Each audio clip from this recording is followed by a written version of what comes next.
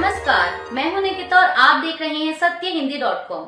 चलिए एक नजर डालते हैं अब तक की सुर्खियों। अमेरिका के चीन पर टैरिफ लगाने के जवाब में चीन ने सोयाबीन, ज्वार, बीफ, जलीय उत्पाद, फल, सब्जियां और डेयरी प्रोडक्ट सहित कई अमेरिकी कृषि उत्पादों पर 10% टैरिफ लगाने की घोषणा की है।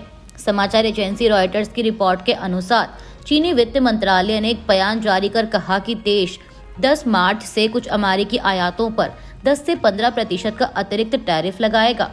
आपको बता दें कि चीन का यह कदम अमेरिकी राष्ट्रपति ट्रंप की ओर से चीनी वस्तुओं पर टैरिफ रेट 10% से बढ़ाकर 20% करने के बाद आया है।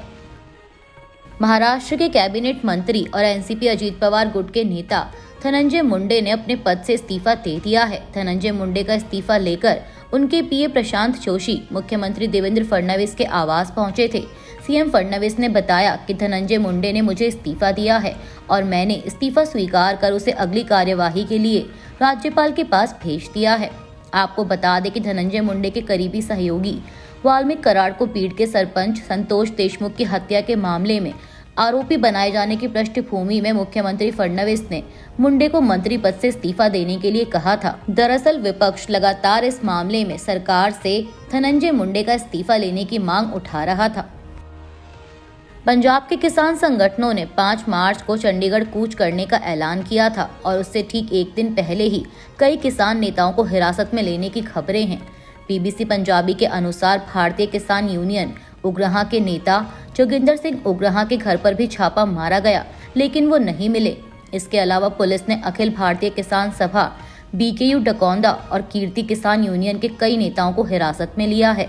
पूरे पंजाब से कई नेताओं को हिरासत में लिया गया, जिनमें राज्य से लेकर ब्लॉक स्तर के नेता हैं। कई नेताओं के यहाँ पुलिस ने रात में और सुबह तड़के छापा मारा। बता दें कि इससे पहले 3 मार्च सोमवार को किसान नेताओं और मुख्यमंत्री भगवंत मान के बीच बैठक हुई थी, जो कि बेनतीजा रही। मीडिया रिपोर्ट्स के अनुसार किसान नेताओं और मुख्यमंत्री मान के साथ हुई बैठक में हंगामा हुआ।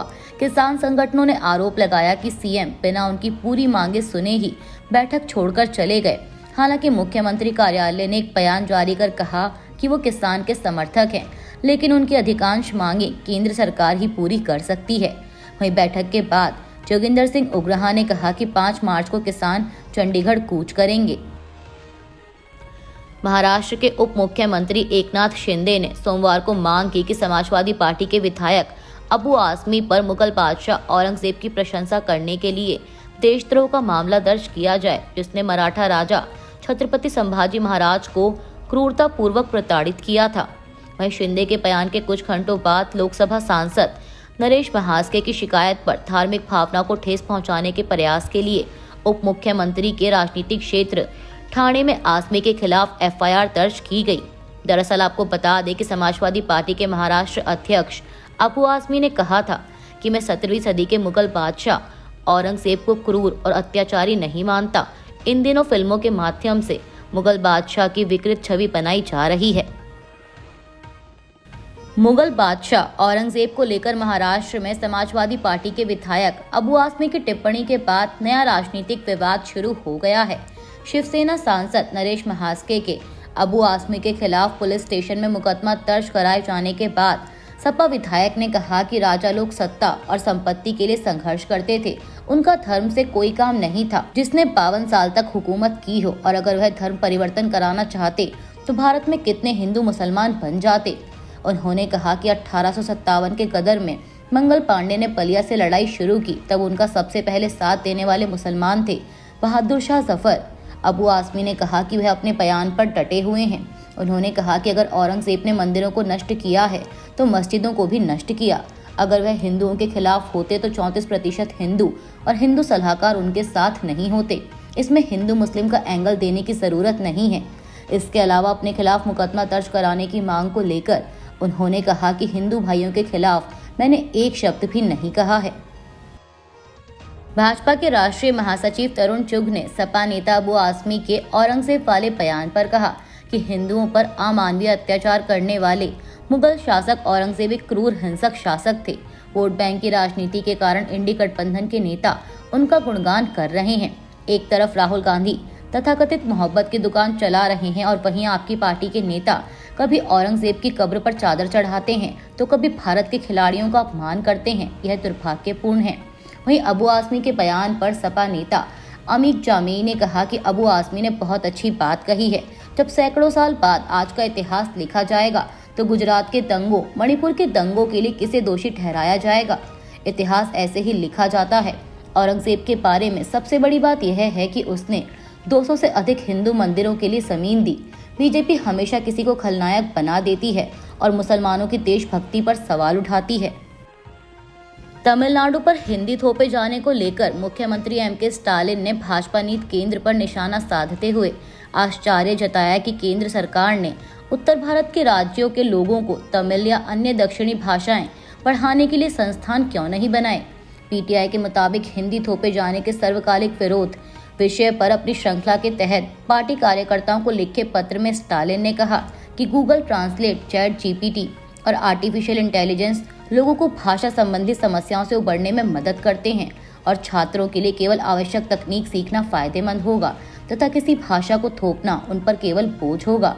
डीएमके प्रमुख ने कहा कि गांधी जी का मानना था कि दक्षिणी राज्य के लोग हिंदी और उत्तरी राज्यों के लोग दक्षिणी भाषाओं में से किसी एक को सीखेंगे तो इससे राष्ट्रीय एकता का मार्ग प्रशस्त होगा और राष्ट्रपिता की इच्छा को पूरा करने के लिए दक्षिण भारत हिंदी प्रचार सभा की स्थापना की गई। स्टालिन ने कहा कि गांधी ने स्वयं चेन्नई स्थित इस सभा के मुख्यालय में कार्यक्रमों में हिस्सा लिया था और अब सभा दक्षिणी राज्यों में 6000 केंद्रों के साथ कार्यरत है। अमेरिका के राष्ट्रपति डोनाल्ड ट्रंप ने कहा है कि मंगलवार को कनाडा, मैक्सिको और चीन के उत्पादों पर टैरिफ लागू हो जाएगा। मैक्सिको और कनाडा से आयात होने वाले सामान पर अमेरिका में 25% टैरिफ लगेगा, जबकि चीन पर अतिरिक्त यानी और 10% का टैरिफ लगेगा। ट्रंप ने कहा कि ऐसा इसलिए हो रहा है क्योंकि इन देशों के साथ किसी समझौते पर पहुंचने का समय खत्म हो गया था। सोमवार को व्हाइट हाउस में ट्रंप ने कहा कि मैक्सिको या कनाडा के लिए कोई जगह नहीं बची है। टैरिफ की पूरी तैयारी हो चुकी है और कल से ये लागू हो जाएंगे।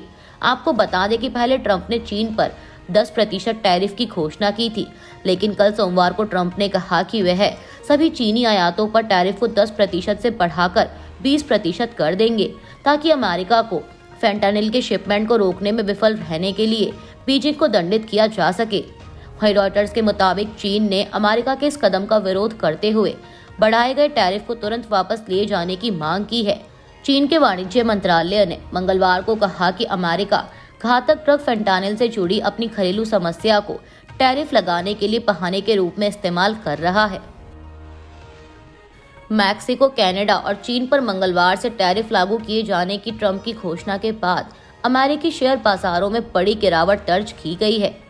डाउ जोन्स में 1.4%, S&P 500 में 1.75% और नैस्डैक में 2.6% की गिरावट हुई है। हालांकि रेसिप्रोकल टैरिफ 2 अप्रैल से लागू होंगे। सोमवार को ट्रंप के बयान कि आज से मैक्सिको और कनाडा के सामान पर अमेरिका में 25% तक और चीन के सामान पर 20% का अतिरिक्त टैरिफ लगाया जाएगा। इस बीच चीन, कनाडा और मैक्सिको ने अमेरिकी सामान पर जवाबी टैरिफ लगाने की घोषणा की। कनाडा की विदेश मंत्री मेलानी जोली ने कहा कि बिल्कुल साफ है कि अगर ट्रंप टैरिफ लगाते हैं तो हम तैयार हैं।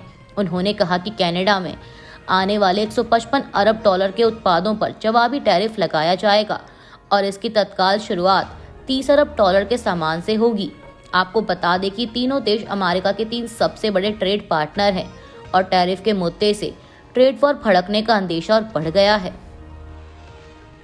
व्हाइट हाउस ने घोषणा की है कि वह यूक्रेन को दी जाने वाली सैन्य सहायता को रोक रहा है। इस घटनाक्रम की खबर सबसे पहले अमेरिकी मीडिया आउटलेट ब्लूमबर्ग द्वारा दी गई। ब्लूमबर्ग की एक रिपोर्ट के अनुसार जब तक यूक्रेन के नेताओं की ओर से शांति के लिए सद्भावनापूर्ण प्रतिबद्धता का प्रदर्शन नहीं किया जाता, तब तक अमेरिका यूक्रेन को दी जाने वाली सभी मौजूदा सैन्य सहायता रोक रहा है। आपको बता दें कि इस रिपोर्ट के बारे में फिलहाल ना तो अमेरिकी रक्षा विभाग और ना ही राष्ट्रपति ट्रंप ने कोई टिप्पणी की है। ब्लूमबर्ग ने कहा कि जो अमेरिकी सैन्य सामग्री यूक्रेन नहीं पहुंची है उसे रोक दिया जाएगा। इसमें पोलैंड तक पहुंच चुका सामान भी शामिल है। आपको बता दें कि पिछले हफ्ते व्हाइट हाउस में जेलेंस्की और ट्रंप की तीखी नोकझोंक के बाद से ही घटनाक्रम तेजी से बदला है। यूक्रेन के राष्ट्रपति व्लादिमीर जेलेंस्की ने रूस पर यूक्रेन के खिलाफ हवाई आतंक जारी रखने का आरोप लगाया है। उन्होंने एक सोशल मीडिया पोस्ट में लिखा कि यूक्रेन एक सामान्य और सुरक्षित जीवन के लिए लड़ रहा है जिसका वह हकदार है। जेलेंस्की ने कहा कि हम चाहते हैं कि ये युद्ध खत्म हो, लेकिन रूस नहीं चाहता और वो लगातार हवाई हमले जारी रखे हुए है। राष्ट्रपति जेलेंस्की ने दावा करते हुए कहा कि पिछले हफ्ते शहरों को तबाह करने और लोगों को मारने के लिए यूक्रेन के खिलाफ 1050 से अधिक हमलावर ड्रोन, लगभग 1300 बम और 20 से अधिक मिसाइलें दागी गईं। जेलेंस्की ने आगे कहा कि यदि आप बातचीत करना चाहते हैं तो बैलिस्टिक मिसाइलों से लोगों को निशाना न बनाएं। रूस के हमले रोकने के लिए हमें दुनिया को और अधिक एकजुट और मजबूत बनाने की जरूरत है।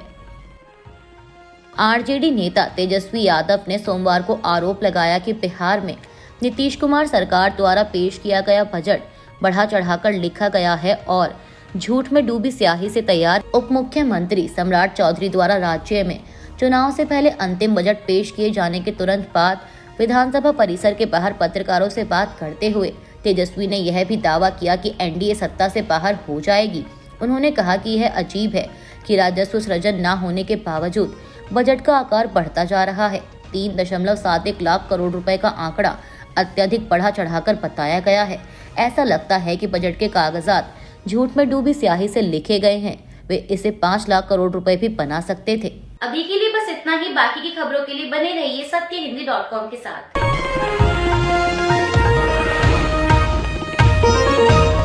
Copyright disclaimer under Section 107 of the Copyright Act 1976. Allowance is made for fair use for purposes such as criticism, comment, news reporting, scholarship, and research. Fair use is a use permitted by copyright statute that might otherwise be infringing.